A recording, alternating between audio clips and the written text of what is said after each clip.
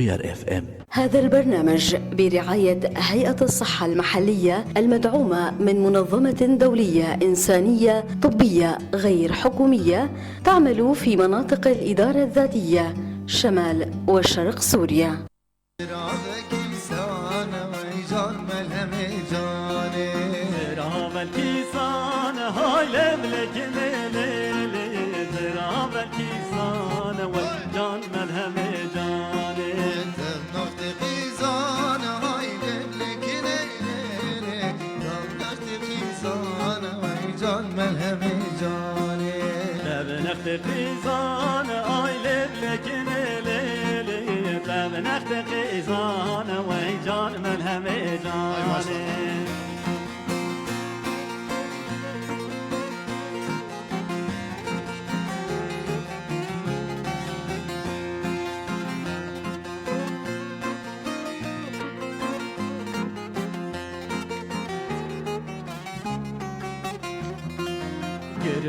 Girdike aile blekine lele girdike vay can melheme cane ay girdike aile blekine lele girdike vay can melheme cane zirabel albeke aile blekine lele zirabel albeke vay can melheme cane ay zirabel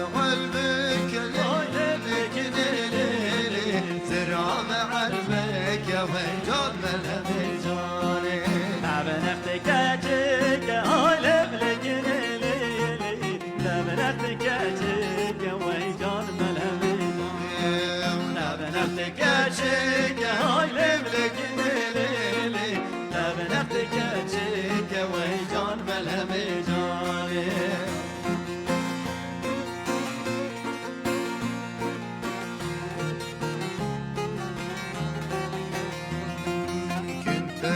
بوير اف ام. هذا البرنامج برعاية هيئة الصحة المحلية المدعومة من منظمة دولية إنسانية طبية غير حكومية تعمل في مناطق الإدارة الذاتية شمال وشرق سوريا.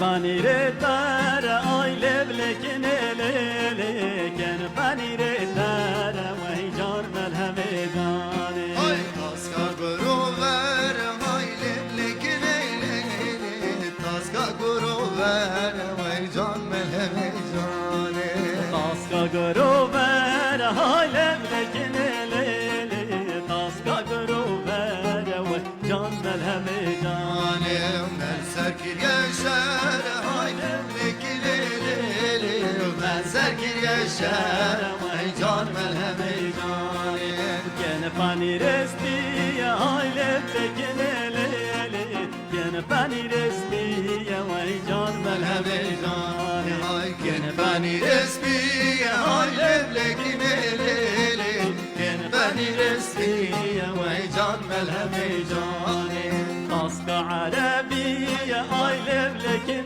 ليلي تاسكا قربان دي ويجان ملهم جاني تاسكا عربية آيلي بلكن ليلي تاسكا قربان دي ويجان ملهم جاني بوير اف ام. هذا البرنامج برعاية هيئة الصحة المحلية المدعومة من منظمة دولية إنسانية طبية غير حكومية تعمل في مناطق الإدارة الذاتية شمال وشرق سوريا.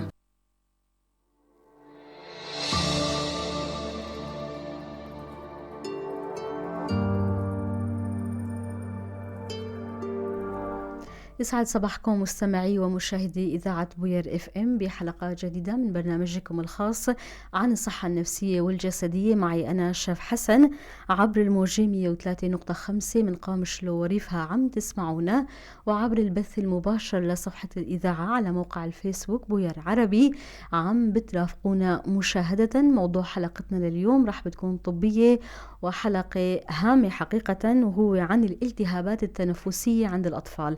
لنتناول هالموضوع المهم معي بالاستوديو الدكتور علي حمكو، أخصائي أطفال. يسعد صباحك دكتور. صباح النور، أهلا وسهلا. يا أهلا وسهلا فيك. بداية دكتور ومتابعينا الكرام، نستمع للمقدمة التعريفية يلي أعددناها حول موضوع حلقتنا، وبنرجع لنبدأ حوارنا مع الدكتور. اتفضل. الالتهابات التنفسية عند الأطفال تعد الأمراض التنفسية والالتهابات التي تصيب الجهاز التنفسي من أكثر الأمراض شيوعاً، وخاصة عند الأطفال.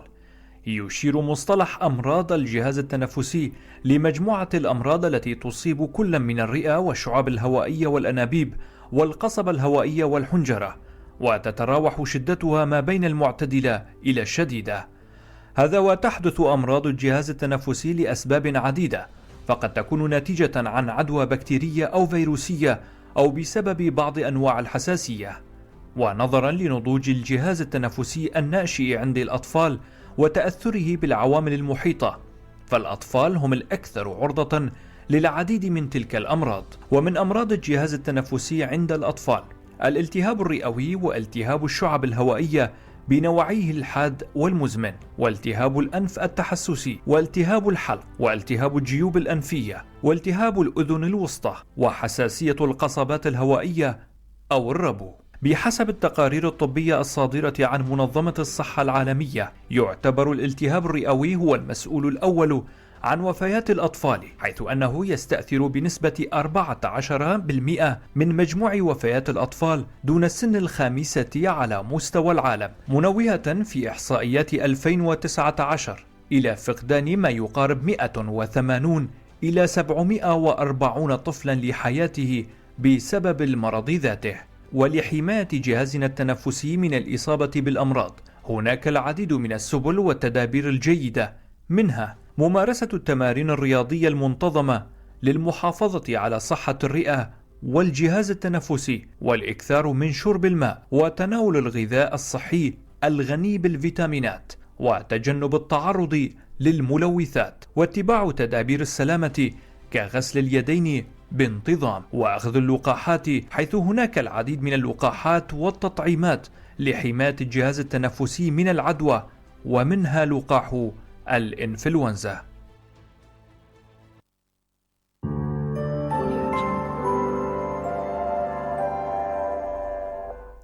من جديد يسعد صباحكم مستمعي ومشاهدي إذاعة بوير FM، وصباح الدكتور علي. أهلا وسهلا، صباح النور. دكتور، بداية قبل ما نتعرف على الأمراض التنفسية عند الأطفال، خلينا نفهم نحن والمتابعون، نعرف الأمراض التنفسية ما هي؟ طبعا الأمراض التنفسية هي الأمراض اللي تصيب الجهاز التنفسي. الجهاز التنفسي اللي يشمل الأنف، البلعوم، الحنجرة، الرغامة، القصبات، الرئتين. طبعا يقسم طبيا لعلوي وسفلي. الجهاز التنفسي العلوي والجهاز التنفسي فوق مستوى الحنجرة علوي، مثل التهاب الأنف أو الرشح، التهاب البلعوم، التهاب الجيوب، التهاب الأذن الوسطى. والسفلي يصيب الرئتين والقصبات. فهاي هي هاي هي الأمراض التنفسية اللي تصيب الجهاز التنفسي بشكل خاص. دكتور، وضحت لنا مما يتكون الجهاز التنفسي من الجهاز التنفسي العلوي والسفلي. ما هي مسببات الالتهابات التنفسية عند الأطفال؟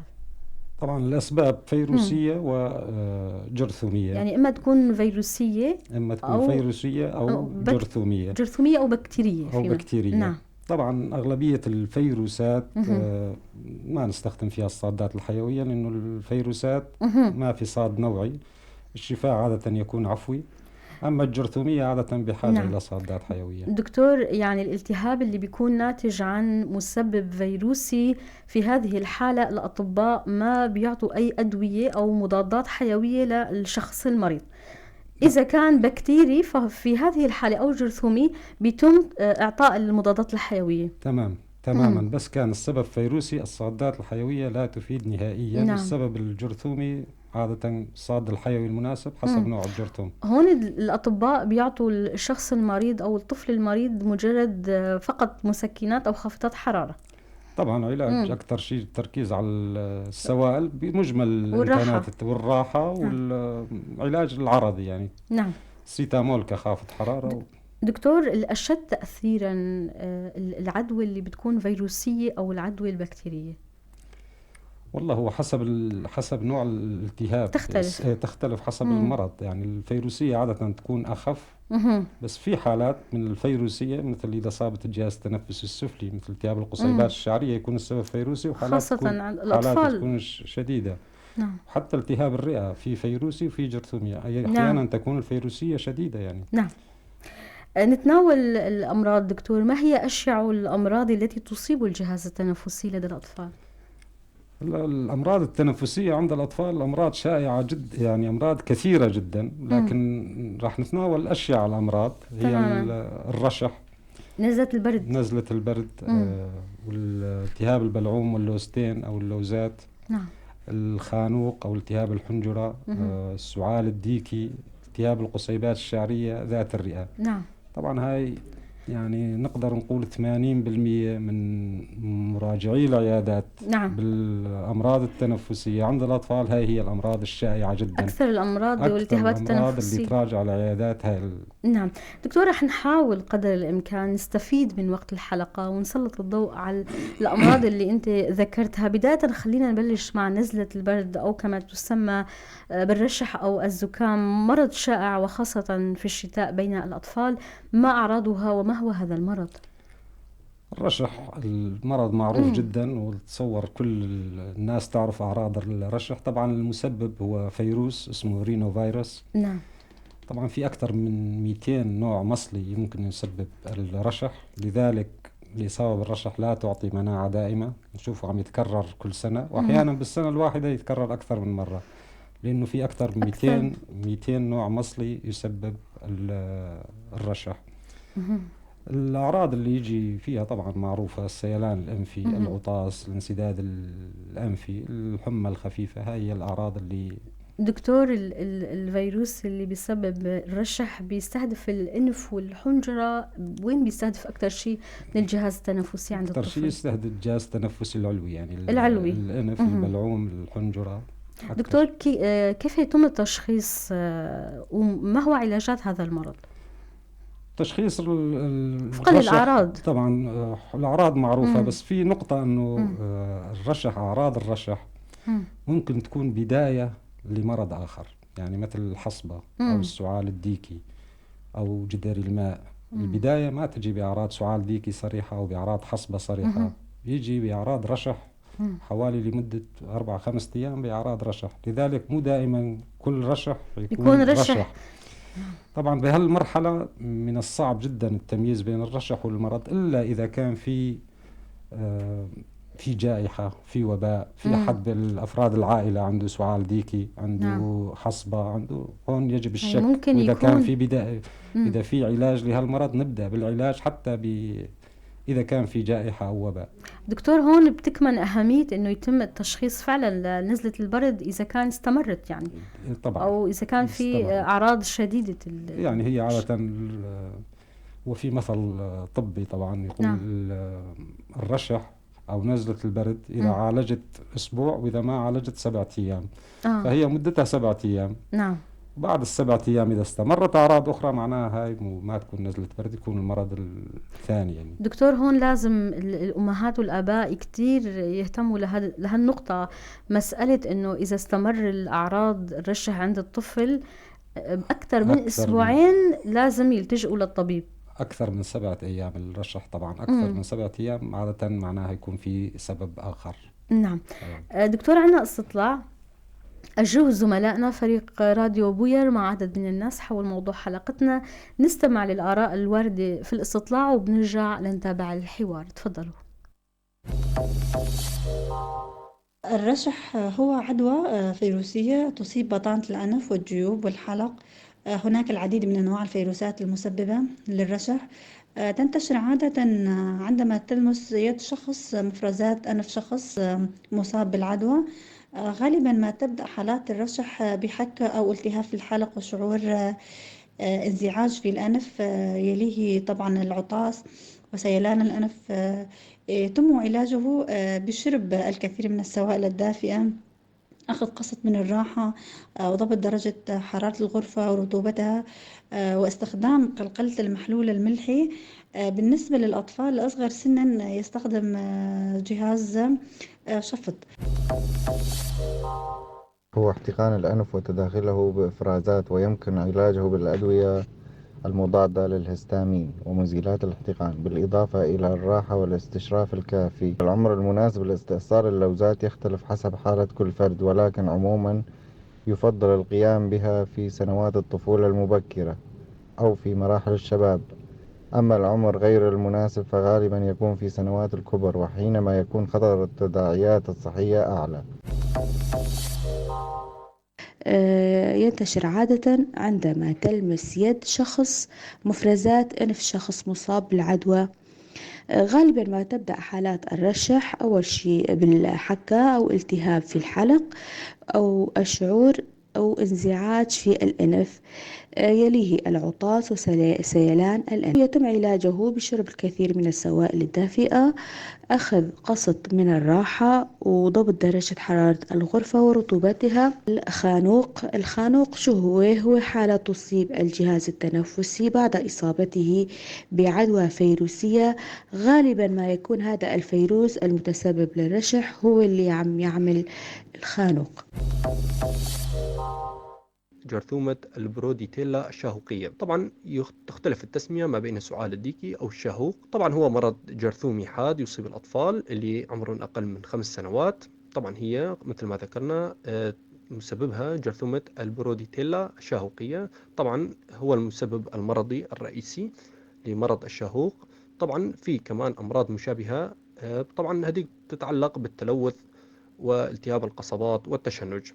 طبعا بيصيب الأطفال مثل ما ذكرنا من العمر أقل من 5 سنوات. طبعا مثل ما ذكرنا كمان أنه هو مرض جرثومي. طبعا من أهم الأدوية يلي استخدمت منذ تاريخ هذا المرض هي الأزيثروميسين، سواء كان شراب بعياراتها المختلفة، والأموكسيسيلين، وهذه أشهر أنواع الأدوية اللي استخدمت في هذه المرض منذ خروجه. طبعا بدنا نحكي عن اللوزتين أو اللوزات، فينا نحكيها باللغة العامية.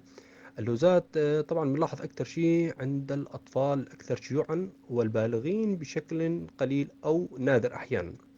طبعا بنسمع أنه عملية اللوزات أو استئصال اللوزات، طبعا رابطة الأطباء الفم أو البلعوم أضافت الرابطة في آخر تحديث لها أنه ينبغي إجراء عمل استئصال اللوزتين بعدما يتم الطفل عامه الرابع، أي بعد 4 سنوات، وذلك لأن اللوزتين تلعبان حتى هذا السن دورا مهما في نمو وتطور الجهاز المناعي.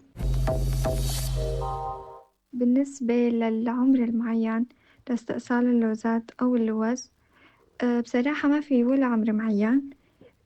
لازم الإنسان مبدئيا ياخد كورسات أدوية معينة الدكاترة بيوصفوا له إياها، وبعدين إذا ما استجوب عليها بيضطر يعمل العملية.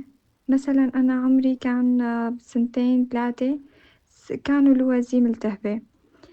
حاولت كتير أخد كورسات أدوية وأخدت، بس ما استجوب جسمي عليها. اضطريت أعمل العملية بعمر 4 سنين.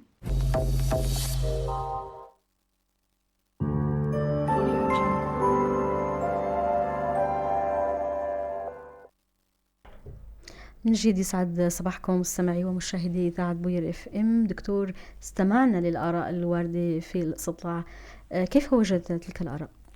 آراء جيدة يعني. كانت المعلومات إلى أي درجة دقيقة فيما يتعلق بالالتهابات التنفسية عند الأطفال برأيك؟ معلوماتهم كانت جيدة بالاستطلاع، معلومات جيدة وعلمية. نعم دكتور، لفت سمعي بعض الملاحظات والمعلومات يلي صحة يلي أتت الآراء التي أتت في الاستطلاع. قلقلة المحلول الملحي مفيد فيما يتعلق بالرشح عند الأطفال. الغرغرة تفيد طبعا، الغرغرة بمحلول ملحي دافئ تفيد سواء بالرشح أو بالتهاب البلعوم وحتى بالتهاب اللوزات. الغرغرة بملح نعم. أيضا أشاروا لمزيلات الاحتقان الإنفية. إلى أي درجة هل مزيلات الاحتقان الإنفية مفيدة للأطفال، وهل لها تأثيرات دكتور؟ والله يفضل بحالة الرشح عدم إعطاء العلاج، لا مضادات الاحتقان، وأهم شيء عدم إعطاء الصادات الحيوية نعم. عند الرشح. للأطفال الصغار يعني قصدك؟ حتى الأطفال الصغار طبعا. نكتفي بالراحة والسوائل وخفض الحرارة، السيتامول طبعا. نعم. نتجنب الأسبرين عند الأطفال، لأنه الأسبرين ممكن يسوي متلازمة خطيرة، هي متلازمة راي. قرأت هذا الأمر دكتور؟ متلازمة، فلذلك الأسبرين هي حالة نادرة ولكن ممكن تصير وتكون خطيرة. ممكن تصير وتكون خطيرة، إنه اعتلال دماغي كبدي يعني متلازمة راي. فالأسبرين نتجنبه، أما خافض الحرارة السيتامول آمن جدا. والراحة والإكثار من السوائل الدافئة، وهو أسبوع ويعدي على خير إن شاء الله. إن شاء الله دكتور. كمان نقطة مهمة، يعني أحد الأصوات أشار إنه ممكن يكون الفيروس المسبب للرشح هو المؤدي للسعال الديكي بالأصوات اللي إجت بالاستطلاع. ممكن يكون نفس الفيروس مسبب لأمراض عدة عند الشخص؟ طبعا ممكن. بالنسبة للفيروس هذا الأمر يتعلق بالعمر، بحالة التغذية، بحالة المناعة. يعني إذا دخل فيروس على المنزل، شوف الأبوين يصابوا فقط بالرشح. نعم. نفس الفيروس عند الرضيع ممكن يسوي التهاب قصيبات الشعرية. نعم. بعمر 3 سنين أو طفل عمره 3 سنين ممكن يصاب بالخانوق. عمر 5 سنوات ممكن يصاب بالتهاب اللوزات. نعم. فالعمر له دور بالمرض اللي ممكن يتطور عند الطفل، وخاصة التهاب القصبات كما يقال طبيا مرض له مضاعفات كبيرة، ولو انه مرض ما كتير قوي، يعني قليل بالبداية بيكون قليل التأثير، ولكن المضاعفات إذا ما تم علاجها بيؤدي لأعراض كتير خطيرة عند الأطفال. نعم. الزكام اللي بيكون الأب والأم مصابين بهذا المرض، الأعراض ممكن تكون خفيفة، ولكن إذا تحول هذا الزكام عند الطفل لالتهاب قصبات، فهذا الشيء رح يكون له مضاعفات خطيرة عند الأطفال. القصيبات الشعرية خصوصا الرضع، يعني أقل من 2 الرضع يتطور عندهم ممكن التهاب قصيبات شعرية، وهي حالة شديدة.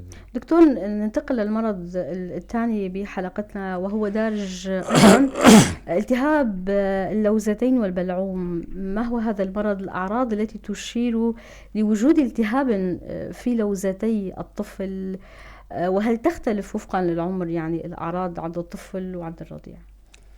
طبعا التهاب البلعوم واللوزتين يعني عادة خصوصا اللوزات غير شائع تحت عمر السنة. عادة يعني أكثر الأعمار اللي يستهدفها بين 4 ل7 سنوات. نعم. طبعا ممكن يصيب جميع الأعمار. الأسباب مثل ما حكينا طبعا بالإنتانات التنفسية، أسباب فيروسية والجرثومية. ممكن يكون فيروسي أو ممكن بكتيري. يكون فيروسي أو جرثومي. طبعا الجرثومة اللي تسوي التهاب البلعوم أو اللوزات اسمها المكورات العقدية الحالة للدم بيتا مجموعة هاي اللي تسوي عادة الجرثومة.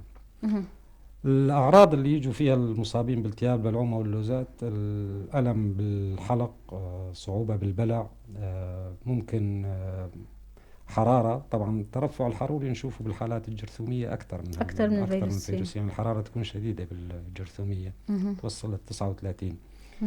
أحيانا يجوا بضخامة عقد لمفية رقبية. فهاي هي أهم الأعراض اللي يجوا فيها.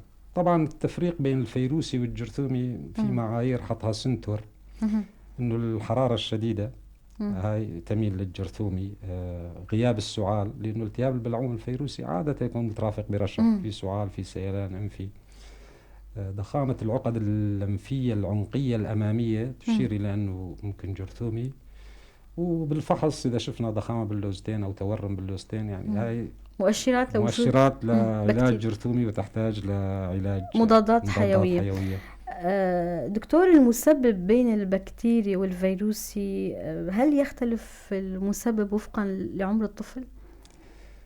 المسبب طبعا بالنسبة للفيروسي والجرثومي لا يختلف، بس شدة المرض ممكن تختلف من عمر لعمر. نتناول علاج التهاب اللوزتين والبلعوم دكتور، وما هي الاستطبابات؟ طبعا إذا كان فيروسي، خصوصا إذا كان يعني مترافق برشح، التهاب البلعوم الفيروسي ليس فقط مسكنات وخفضات حرارة وراحة. أما الجرثومي أفضل علاج هو الأزيثرومايسين، يعني المضادات الحيوية. الأزيثرومايسين عادة أنا أفضله حتى عن بقية المضادات الحيوية، لأنه العلاج 3 أيام وجرعة وحيدة باليوم، لأهل ما ينسوا بقية الجرعات. نعم. هذا أفضل العلاج الدكتور، التهاب فيما اللوزات. يتعلق بالحالة البكتيرية، لما بيكون الالتهاب اللوزتين والبلعوم بكتيرية، هون الطبيب بيعطي كما قلت مضادات حيوية. الكثير من الأشخاص، وليس فقط يعني نتحدث عن الأطفال بشكل عام، لما بيتناولوا مضاد حيوي بيتحسنوا يوم أو يومين بيوقفوا تناول المضاد الحيوي.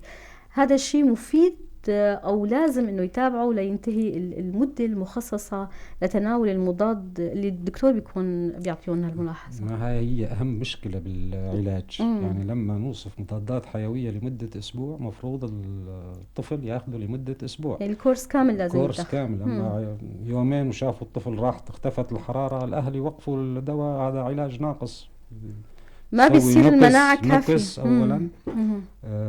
حتى الجرثوم نفسه يصير عنده مقاومة للدواء فيما بعد، يعني لأنه الكورس ما تناول بشكل الكورس لازم كامل. ياخذه بشكل كامل. دكتور، نتحدث عن جراحة اللوزات والبلعوم. ما هي الحالات التي تستدعي إجراء استئصال للوزتين؟ الاستئصال اللوزات يعني في حالات معينة لازم. أكثر شيء الحالات اللي تسبب انسداد ضخامة اللوزتين الشديدة، اللي تسبب انسداد الطريق الهوائي أو الطريق الهضمي، حتى يعني يكون عنده صعوبة الحالات الأخرى طبعا التهاب اللوزات المتكرر كثيرا، يعني أكثر من 7، يعني كل شهر في إصابة بالتهاب اللوزات. في حالات للوزات تكون مترافقة بالناميات، هاي تنفس فموي مستمر أو شخير أو كلام انفي، يعني يكون الطفل متضايق، فهي استطابات لاستئصال اللوزات. نعم دكتور، هلا تكرار عدد الإصابة بالالتهابات التنفسية في الحنجرة وفي البلعوم واللوزات، وخاصة إذا كانت بكتيرية. قرأت بإحدى الدراسات للرابطة الألمانية الصحية للأنف والحنجرة أنه تكرار عدد مرات الإصابة بالالتهاب اللوزات، وخاصة لما بيكون المسبب بكتيري، اللوزات بتكون هون مثل بتتشكل بيئة خصبة للعديد من الأمراض اللي ممكن تنتقل لأجهزة أخرى. يعني هون طبعا التكرار، خصوصا أنه في اختلاطات للوزات، أهم مرضين عدا عن التهاب الجيوب أو خراج حول اللوزات، لكن في مرضين: الحمى الرثوية والتهاب الكبد الكلية الحاد. نعم.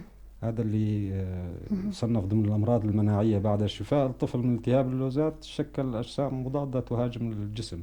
نعم. فهذول تجنبا للإصابة بالحمى الرثوية أو لالتهاب الكبد الكلية أحيانا ينصح باستئصال اللوزات. نعم دكتور، بالاستطلاع كمان كان في صوت تحدث عن العمر المناسب لاستئصال اللوزات. البعض أشاروا أنه بسنوات الطفولة المبكرة هو صحي أكثر استئصال اللوزات إذا كان في عوامل بتستدعي الاستئصال. البعض أشار أيضا أنه في الكبر يكون الخطورة أكبر. العمر الصحي والعمر المناسب لاستئصال اللوزات إذا كان هناك في داعي ما هو؟ هون ما في عمر محدد لاستئصال اللوزات، طبعا تبقى حسب حالة الطفل وحسب وضع الطفل. لكن دائما يفضل بعد 5 سنوات استئصال اللوزات، بعد 5 سنوات، لأنه اللوزات بالأساس هي أحد وسائل الدفاع عن الجسم، جهاز المناعة، الدفاع عن الجسم، فنكون خلصنا يعني الطفل من أحد وسائل الدفاع عن الجسم. نعم. لذلك نحن قدر الإمكان، أحيانا الأهل يجوا إنه بدنا تستأصل اللوزات، نحاول قدر الإمكان نقنعهم إنه لبعد 5 سنوات، لأنه أحيانا السبب اللي كان استطباب لاستئصال اللوزات بالسنة التالية يكون اختفى ولا يحتاج حتى لاستئصال اللوزات. لكن في حالات تكون شديدة ممكن استئصال اللوزات حتى بعمر 2 أو 3 سنوات، الحالات الشديدة. يعني دكتور، العمر اللي بيكون فيه أو بيتوقف جهاز العمل المناعي باللوزات، ما هو العمر اللي بيتوقف الوظيفة المناعية باللوزات؟ الوظيفة المناعية هي 5 سنوات. 5 سنوات. البعض أشار للبلوغ أو للعمر 12 سنة. نحن أكثر شيء نستهدف العمر 5 سنوات. طبعا ممكن إنه لها هي كل العقد الليمفاوية لها دور مناعي، وهي تعتبر من الليمفاويات اللي لها دور بالمناعة، لكن أكثر شيء بال5 سنين. دكتور، نقطة أخرى أيضا قبل ما ننتقل للمرض الثالث، كثير من الأحيان يعني عندما يتم التشخيص لدى بعض الأطفال عند وجود ألم في البطن بوجود التهاب في اللوزات، هل هناك علاقة بين ألم البطن والتهاب اللوزات؟ طبعا هناك علاقة، وهي مشكلة نتعرض لها بالعيادات مع الأهل يا دكتور. يستغربوا في علاقة دكتور إنه ألم بطني تقول لي التهاب لوزات. طبعا التهاب اللوزات يترافق بضخامة بالعقد اللمفاوية والتهاب العقد اللمفاوية، مثل ما يلتهب العقد اللمفاوية بالعنق في عقد مسارقية بالبطن أيضا ممكن تلتهب ناجم عن التهاب لوزات وتسبب ألم بطني وأحيانا حاد، يعني حتى في حالات تشتبه بالتهاب الزائدة يعني. لذلك يكون علاجها هو علاج التهاب اللوزات. ومن أعراض الالتهاب اللوزات ألم في المعدة يعني أيضا، الألم البطني والألم نعم. دكتور، خلينا ننتقل للمرض الآخر اللي هو الخناق أو الخانوق. ما هو هذا المرض وشو هو أعراضه؟ الخانوق طبعا أيضا مرض فيروسي. الفيروس المسبب عادة نظيرة الإنفلونزا. نعم. الأعمار اللي يستهدفها بين 3 شهور ل5 سنوات. عادة فصل الشتاء، يعني هذا مرض فصل البرد، يعني يكون نعم. الجو بارد. معدي دكتور؟ الخانوق يعني العدوى تكون خفيفة، يعني ما هو إنه يأتي على شكل وباء، ممكن أن يعدي لكن ليس بشكل وباء مثل السعال الديكي أو الرشح أو الإيش اسمه الخانوق. لا، تجي حالات إفرادية عادة. دكتور، إذا ما تم علاج الخانوق هل لها مضاعفات؟ ما هي مضاعفات الخناق عند الأطفال؟ أولا بدنا نحكي بأعراض الخانوق اللي ممكن يجي بها الطفل، اللي هو السعال النباحي، وهذا سعال مميز. يعني الأهل يوصفوه أنه طفل سعلته مميزة، سعلة نباحية وبحها بالصوت، الصوت رايح تقريبا وصرير شهيقي. فهل طبعا الخانوق ممكن يكون حالات خفيفة والحالات الشديدة، إذا لم يعالج أو تطورت الحالة ممكن دكتور الفيروس الطفل إلى المشفى. يعني الفيروس هون بيستهدف الحنجرة والرغامة، يصيب الحنجرة بالدرجة الأولى والدرجة الثانية الرغامة والقصبات. لكن السعال النباحي والبحة الصوتية نتيجة استهداف الحنجرة. طبعا علاج مثل هالحالات ممكن الأهل بالبيت يعني أهم شيء إنه يشتم بخار الماء. يعني يدخلوا على حمام مغلق ويكون في دوش والحمام يتعبى بخار ويشتم الطفل هذا البخار، تحسن يكون خلال دقائق على التبخيرات. الإكثار من السوائل الحارة، وهاي الحالات الخفيفة تعالج فقط بالسوائل وبالأرذاذ. دكتور، غالبية الحالات بتكون نتيجة مسبب فيروسي، أحيانا ممكن يكون بكتيري معناته كمان. لا، خانوق حصرا فيروسي. البكتيري نسميه الخناق. أوكي. الدفتريا هاي حالة ثانية، طبعا تقريبا انقرض بسبب اللقاحات، ما عاد نشوف. أما الخانوق مرض شائع صحيح. سببه فيروسي، والأهل يجوا متخوفين إنه تغير سعال وبحة بالصوت والطفل بحالة اختناق، لكن يتحسن بشكل عام. بس الحالات الشديدة اللي تستدعي إدخاله للمشفى، اللي يكون فيها نقص حتى بالأكسجة ويحتاج لأكسجين، حالات الأشد ممكن حتى فقر رغامة. بالمراحل المتقدمة المراحل الشديدة طبعا، يعني 99% من الحالات يستفيدوا على المضاعفات. ممكن تصل للخناق دكتور، للاختناق؟ ممكن طبعا الحالات الشديدة جدا ممكن توصل للاختناق ونضطر لفقر الرغامة. ننتقل للسعال الديكي دكتور، نتعرف أكثر عن هذا المرض، معك الأعراض وأي الأعمار يصيب؟ السعال الديكي مرض معدي بشدة، أيضا المرض اللي خفت ما عاد نشوفها كثير، بس السنة هاي في حالات كثيرة هلا السنة بالسعال الديكي. مرض معدي بشدة، طبعا أكثر الأعمار تحت 5 سنوات.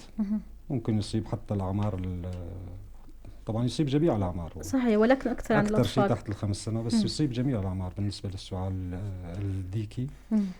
العامل المسبب جرثومة اسمها البورتيلا الشاهوقية.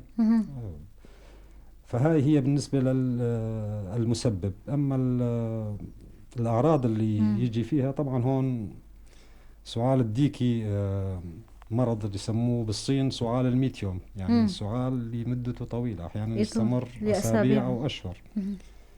فيمر ب3 مراحل. المرحلة الأولى المرحلة نسميها النزلية، طول حوالي أسبوع لأسبوعين، هي عبارة عن رشح، أعراض الرشح، سيال أنفي وعطاس وسعال خفيف. بعد هالمرحلة تجي المرحلة الانتيابية اللي هي تميز السعال الديكي.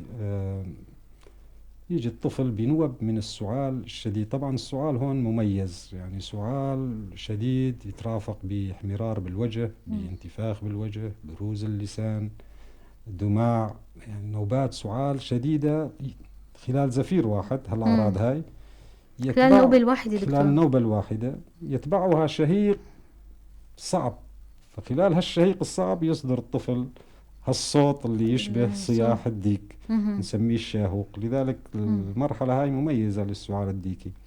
طبعا النوب ممكن أن تتكرر باليوم، النوب عادة تكون منهكة، يعني متعبة، الطفل يتعب حتى يترافق بإقياء. لكن الطفل بين النوب يكون طبيعي، لا يعاني من أي شيء. فقط خلال النوبة خلال النوبة يتعب. النوب عادة تكون منهكة، وأيضا تستمر هالمرحلة حوالي أسبوعين ل4 أسابيع. المرحلة الثالثة وهي طور النقاهة، تخف الأعراض بالتدريج ويخف السعال وتزول الأعراض أيضا خلال أسبوعين ل4 أسابيع. دكتور، كيف يمكن الوقاية من السعال الديكي؟ لا، أهم شيء موضوع اللقاحات. اللقاحات هاي بعمر الشهرين طبعا يعطى اللقاح. هناك لقاحات ثلاثية تسمى؟ اللي كان ثلاثي هلا صار خماسي، يعني اللقاح الثلاثي اللي يضم السعال الديكي مع الخناق مع الكزاز، يضاف له هلا التهاب الكبد بي مع صارت خماسية هيموفيلس انفلونزا، صار اسمه اللقاح الخماسي. نعم. يعطى طبعا بعمر بداية الشهر الثاني، والجرعة الداعمة بالثالث وبداية الرابع. نعم. اللقاح هو الأساس، يعني يجب التركيز على موضوع اللقاحات.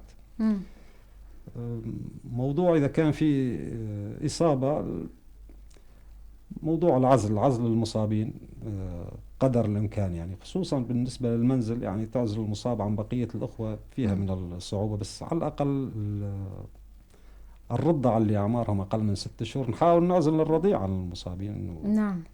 بيكون التأثير على الرضع أكبر دكتور؟ طبعا كل الأمراض بشكل عام، الأمراض الإنتانات التنفسية الرضيع إصابته دائما أشد. لذلك نلاحظ أنه أغلبية مراجعين العيادات عمر أقل من سنة، يعني عنده ما لا يقل عن 8 أمراض بالسنة الرضيع. أما كل ما كبر الطفل المناعة تزداد، أمراضه تقل أمراض الطفل بعد أن يتجاوز 2 سنين، يعني صحيح. أمراض الطفل جهاز المناعة بيكون أقوى، جهاز المناعة أقوى، لكن الخطورة هي بالأعمار الصغيرة. نعم. دكتور، ما هي اختلاطات السعال الديكي؟ طبعا السعال الديكي إذا ما تعالج له اختلاطات، هي ناجمة عن نوب السعال الشديدة اللي ممكن تسبب فتوق أو تدلي مستقيم أو نزوف تحت الملتحمة، لكن الأخطر هي ذات الرئة أو الاختلاجات. نعم. هي أهم الاختلاطات السعال الديكي اللي تستدعي مشفى ذات الرئة نعم. دكتور، شو السبب ظهور حالات للسعال الديكي؟ أشرت أنه في حالات ظهرت للسعال الديكي. لا، احنا بعصر اللقاحات في كثير من الأمراض ما كان، يعني قليل صرنا نشوفها. السنوات هاي الحصبة مثلا من الأمراض اللي أيضا خفت كثيرا، لكن عم نشوف حالات من الحصبة، نشوف حالات من السعال. طبعا عدم الالتزام باللقاحات أكثر شيء. بيكون في أطفال ما تم استهدافهم بعمليات التطعيم، بعمليات التلقيح، وهذول يسببوا العدوى للآخرين. نعم. نتناول التهاب القصيبات الشعرية دكتور، ما هو هذا الالتهاب؟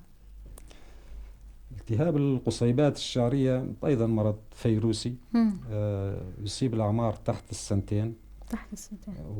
وطبعا مرض شائع، لأنه السبب الأكثر شيوعا لقبول الأطفال في المشافي هو التهاب القصيبات الشعرية.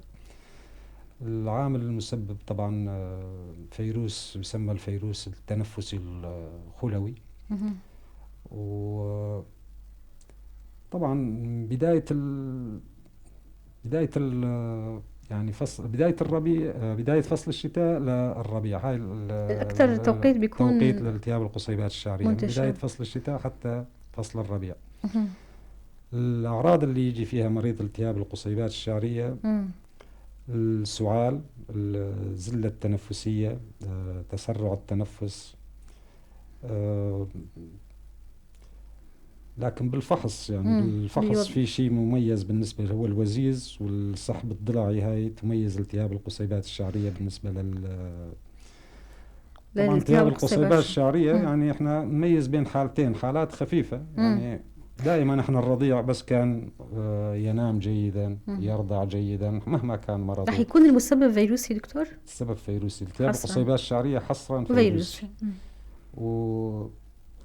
بس يجي الطفل مصاب بالتهاب قصيبات الشعرية، لكن ما هو الحالة الشديدة، الحالات الخفيفة مثل دائما المؤشر قلت لك للرضع يبدأ خفيفة دكتور، والمضاعفات بتكون ثقيلة على لا ممكن حتى يشفى منه بدون أن تشتد الحالة. يعني احنا العمر الحرج لالتهاب القصيبات الشعرية بعد بدء السعال والزلة التنفسية بعد 72 ساعة. أحيانا طفل يبدو بحالة صعبة جدا يجينا بسعال وزلة تنفسية، أحيانا زرقة، انقطاع تنفس يعني، وبعدها يحدث التحسن السريع يعني بعد 72 ساعة. التهاب القصيبات الشعرية اللي تستدعي يعني قلت لك الحالات لما يكون الطفل بحالة خفيفة ممكن علاجها بالمنزل، نكتفي بالسوائل والراحة، خافضات الحرارة، وضعية نصف الجلوس. أما الحالات الشديدة يعني أيمتى نقول الطفل هذا التهاب قصيبات شعرية شديد ولازم يدخل المشفى، يستدعي الحالة، يستدعي دخول المشفى لما يكون في زلة تنفسية شديدة، أو لما يكون في زرقة مع انقطاع نفس، يكون في سحب ضلعي شديد بالفحص، أو الطفل يرفض الرضاعة تماما، أو تسرع تنفس شديد أكثر من 60 مرة عند الرضيع، هذا يستدعي دخول المشفى. طبعا بالمشفى العلاج طبعا باعتباره فيروسي أيضا الصادات لا تفيد، لكن وضعية نصف الجلوس، الأكسجين، إعطاء السوائل، تأمين البيئة المناسبة ليشفى بشكل أسرع. طبعا سوائل وريدية، لأنه الطفل نتيجة تسرع التنفس يصير عنده تجفاف، فنأمن له سوائل وريدية، جلسات أرذاذ، موسعات قصبية. نعم. إجراءات جانبية. دكتور، بختام الأمراض رح نتناول ذات الرئة أو الالتهاب الرئوي. طبعا وفقا للإحصائيات الطبية متابعينا، الإحصائيات الطبية ذات الرئة من أكثر المسببات بوفاة الأطفال نتيجة الالتهابات التنفسية. نعرف أكثر عن هالمرض منك دكتور، وما هي الأعراض التي تكون بادية على الطفل المصاب بهذا الالتهاب؟ مثل ما قلت ذات الرئة طبعا من الأمراض الخطيرة واللي حصرا علاجها بالمشافي، وسبب رئيسي الوفيات عند الأطفال بعد حالات التجفاف. طبعا أيضا المسبب مثل ما حكينا الفيروسي والجرثومي. أكثر الجراثيم اللي تسبب ذات الرئة هي المكورات الرئوية والمستدميات النزلية أو الهيموفيلس إنفلونزا. الأعراض اللي يأتي بها المريض هي السعال، الزلة التنفسية، طبعا هو شبيه بالالتهاب القصيبات الشعرية يعني كأعراض عند الرضيع. طبعا بس كان تحت السنة ممكن التهاب القصيبات الشعرية والذات الرئة الأعراض تتشابه، أما فوق السنتين لا يوجد التهاب قصيبات الشعرية. سعال، زلة تنفسية، هنا يكون التهاب رئوي، التهاب رئوي مع حمى أكثر من 39. أيضا التهاب قصيبات الشعرية ما نشوف الحمى هون. تسرع التنفس، والحالات الشديدة ممكن حتى الزرقة. طبعا الفحص بالجسم يكون في سحب ضلعي أو نفخة أنبوبية عند الأطفال تشخص مثل الحالات عادة بصورة الصدر، ذات الرئة، صورة الصدر نشوف صورة شعاعية، صورة شعاعية نشوف كثافة بيضاء يعني تكون مشخصة 100% لذات الرئة. أما طفل شكى من سعال مع زلة تنفسية شديدة مع حرارة فوق 39، مع يعني طفل يبدو متعب أو منهك، يجب مراجعة الطبيب للفحص وإجراء صورة الصدر. دكتور، كيف يتم التعامل مع الطفل المصاب بذات الرئة؟ أشرت أنه المسببات غالبا تكون فيروسية. هنا كيف يتم التعامل للتخفيف من حدة الأعراض ليتماثل هذا الطفل للشفاء؟ طبعا مريض ذات الرئة إدخال المشفى حصرا اللي يفضل علاج ذات الرئة بالمشفى، والعلاج يدوم حوالي تقريبا أسبوع. بالمشفى أسبوع كامل؟ أسبوع كامل على الأقل؟ على الأقل. أحيانا 14 يوم، أسبوعين، أحيانا أسبوعين. ذات الرئة مرض خطير يعني يجب علاجه الله يبعد عن بشكل الجميع يا رب. طبعا نعطي علاج الصادات الحيوية المناسبة. نعم. أكثر شيء الأمبيسلين أو الكلوكساسيلين أو البانكومايسين، ونشاركه مع السيفترياكسون. نعم دكتور، ما أهمية التثقيف الصحي؟ ما أهمية يكون في توعية صحية حول الأمراض التنفسية وخاصة المعدية للأطفال؟ نركز بشكل أساسي عن موضوع اللقاحات، يعني الالتزام بأخذ اللقاحات بمواعيدها. هاي النقطة بالأعمار المحددة بالتوقيت المحدد. اللقاحات يعني هاي أهم نقطة. يعني مثلا الخناق تقريبا شبه انقرض بسبب اللقاحات، مع أنه كان حالات شائعة صحيح. فيما سبق. الحصبة تقريبا خفت كثيرا، شلل الأطفال خف كثيرا. السعال الديكي يعني اللقاح متوفر، فأخذ اللقاحات فالدرجة الأولى اللقاح. أما في حين إصابة شخص، طبعا الأمراض التنفسية تنتقل عن طريق السعال أو العطاس، أو عن طريق لمس التماس مع المصاب، أو الأدوات اللي يستخدمها المصاب، الأدوات الشخصية. فلما يكون في مصاب يفضل عدم لمس المصاب، عدم استعمال أدواته أو لمس أدواته، غسل اليدين بشكل جيد إذا اضطر للتعامل مع هذا الطفل. أما إذا كان في الإصابات، طبعا في أحد أفراد مصاب، طبعا العزل بالأمراض التنفسية يعني شبه صعب جدا صحيح. إنه تعزله. لكن في عمر الرضيع نحاول نعزل الرضيع عن لأنه المناعة بتكون أقل والتأثير بيكون أكبر، المرض يكون أشد. صحيح. دكتور إذا حابب تضيف أي شيء تفضل. نركز على موضوع انه لما الطفل يبدو انه يعني اولا نركز على اعيد التركيز على موضوع اللقاحات. يفضل كثير مهم حملات التطعيم، الالتزام يقلل كثير من اسمه. دكتور الأهمية هون انه الالتزام من الأهل، والالتزام ايضا من الجهات الصحية المسؤولة بحملة، انه يكون في متابعة. ممكن في اهالي ليسوا على دراية بانه في حملة تطعيم.